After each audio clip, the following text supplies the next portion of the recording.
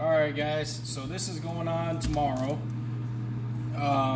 Nothing probably some of you guys haven't seen, but this brand is highly recommended from quite a few people that I follow and know.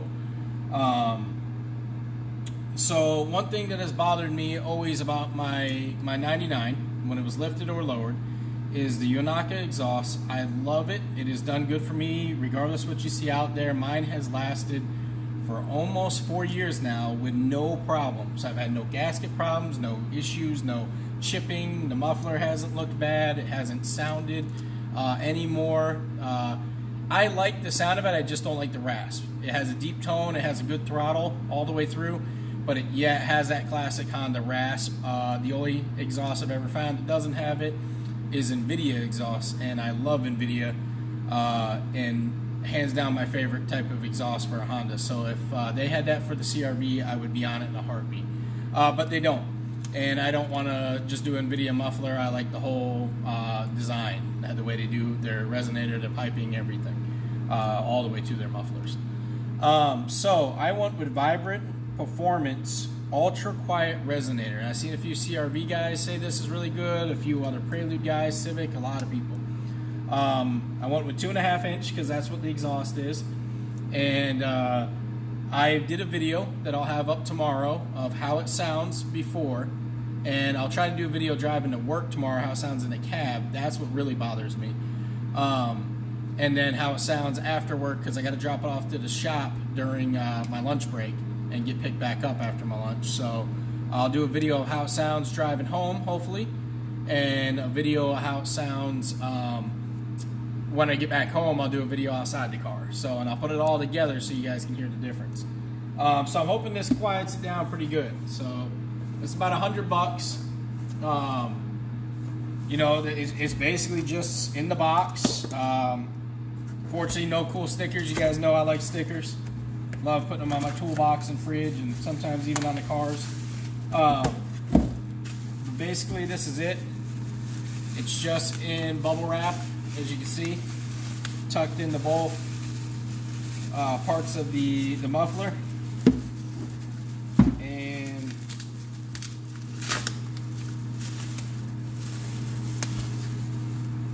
it's shiny. It looks good. Now I'll also get a good view of where I'm going to put this on the video for you guys, but it's going to be right before the rear axles, kind of where the rear axle back meets the cat back, where you can change your axle back depending on what models you have. They sell, you know, just axle back exhaust.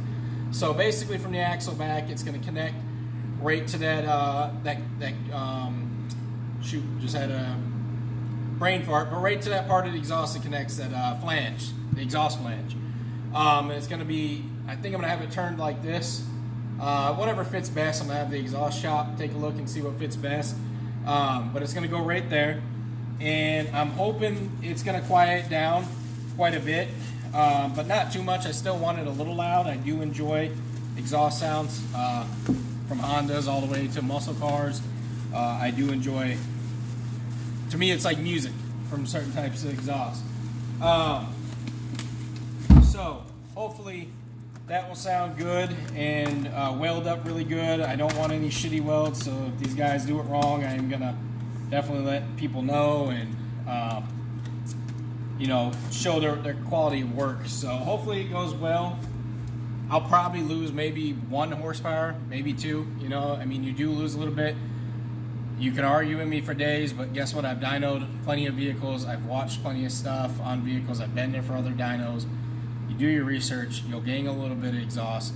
From a catback, really maybe 1 to 2, but paired with a good header and a good test pipe or a nice high flow cat, you are going to gain more than you think, depending on your setup. And also, if you go pretty cheap, that depends. But usually name brand, you're going to get a pretty decent. And the more mods you add on, the more flow is increased if you do it right, especially if you get a good tune. And then that exhaust is going to come in to help more. So don't listen to people that tell you doing an exhaust and a header is cheap. It's not worth anything. I fucking hate that, because those are the most ignorant people you'll ever meet.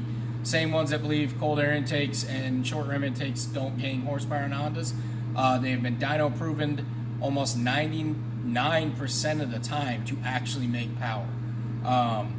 So that shit is so annoying to me. Not that the stock air intake box is bad, one thing as far as exhaust and intake, and Honda did a very good job on cutting down on emissions but still retaining flow in their cars. And it's harder for people to squeeze more horsepower from a Honda generally than what it'd be from like a Fox body V8 Mustang or something, because generally those were very constrictive. They weren't set up as well when it came to that. So when they would put on a intake, it would gain a lot more power. Per se, it's basically the same thing with a Honda as it is the 5.0. It's just the Honda stock air boxes are pretty sufficient from where they come. Same thing with their exhaust.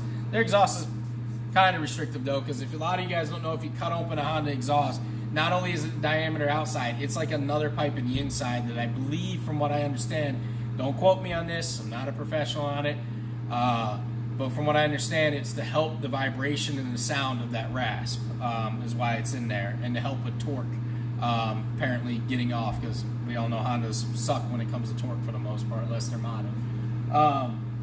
So yeah, this should help. I may lose a horsepower too, we'll find out. I'm going to dyno it.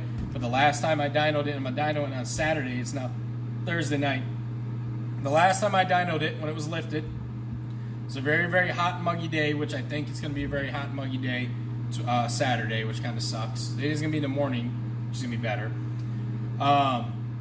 It had bad plugs. I mean, bad plugs to the point where it was misfiring, and I knew I should have replaced them, but I actually rode around those bad plugs for another couple months. Just because I was lazy, I should have fixed it. I had bad plugs, and I had 87 octane in it, so I didn't have it set up the best. So now we're going to have higher octane, good plugs, it's lowered, lighter wheels, and hopefully maybe a little bit cooler day, so we'll see. But yeah, stay tuned for this video and coming up, and we'll see how this baby sounds. If it sucks, I will let you guys know. You guys know I'm honest when it comes to this stuff, and this is why I do it. And like I said in many videos, I'm not a professional on any of this stuff. This is just through my own life experiences and some of the shops and different things I've worked and what I've learned along the way.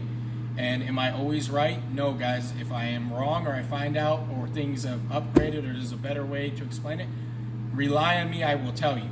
And if you guys know, let me know. And if we can have an intelligent conversation about it, as to who's right or wrong, or what's going on, or why your opinion is that way, I would love it. That doesn't bother me at all. That'd be great. Because again, I'm not always right, but I can tell you, I can stand by this stuff, and I will argue till I'm blue in the face, because I have seen it, I have done it, I have lived it, and it's pretty cool once you So remember, if you got people, if you're new to cars or anything, stop believing the hype and what everybody says, and find the people that actually went out there and did it, because a lot more people run their mouth when they actually haven't done anything. And with that, I'm out, guys. Stay tuned. We'll have another video tomorrow, and then we'll have some car show video and some dyno video probably Saturday night, if not Sunday morning. All right, guys. Have a good one.